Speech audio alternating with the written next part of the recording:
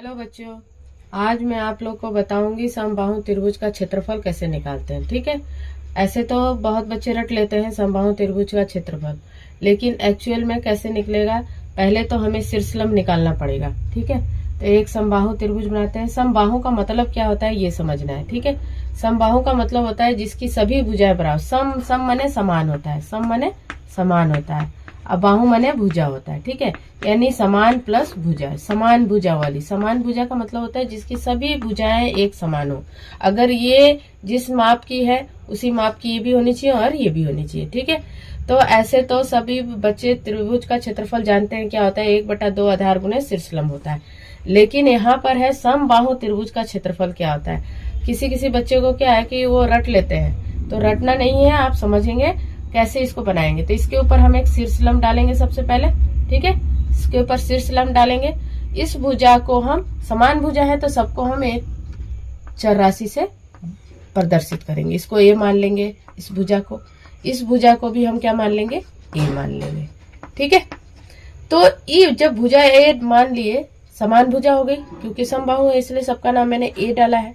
आप बी भी ले सकते हैं, सी भी, जो मर्जी वो ले लीजिए। इसके ऊपर हम शीर्षलंब डालेंगे। तो शीर्षलंब जैसे पड़ेगा तो ये 2 भाग में विभाजित हो गया। तो एक भाग का हो गया a/2, क्योंकि ये पूरा यहाँ से यहाँ तक a था ना, तो यहाँ से यहाँ तक a है तो इसका आधा कितना होगा, a/2। यहाँ भी कितना होगा, a/2। अब हम सिर्फ एक त्रिभुज की बात करेंगे, तो इसका नाम दे देते हैं a, b, c और इस लंब का नाम देते हैं d। ठीक है। तो हम सिर्फ एक त्रिभुज ADC की बात करेंगे। ठीक है। ADC में तो हम लंब कैसे निकालेंगे, पाइथागोरस थ्योरम लगाएंगे। यहाँ पे क्या लगाएंगे, पाइथागोरस थ्योरम। पाइथागोरस थ्योरम क्या कहता है कि कर्ण का स्क्वायर बराबर लंब का स्क्वायर प्लस आधार का स्क्वायर, यही कहता है। अब इसमें हमारा कर्ण क्या है, देखिए ये लंबी भुजा ये वाली AC स्क्वायर प्लस बराबर ये कितना है लंब AD square plus DC square. ठीक है। तो AC कितना है, A square equal to AD हमको पता कर रहा है, प्लस DC कितना है, a/2 का होल स्क्वायर। ठीक है। अब हम इसको पक्षांतर कर देते हैं, a square minus a square by 4 हो जाएगा यहाँ पे, बराबर AD स्क्वायर। ठीक है। इसका हम एलसीएम ले लेंगे, कितना होगा 4, और यहाँ हो गया 4a square minus a square equal to AD square. ठीक है। यहाँ हो गया 3a स्क्वायर बाई 4, इसको रूट कर देंगे और सिंगल हमको AD पता करना है तो AD करेंगे।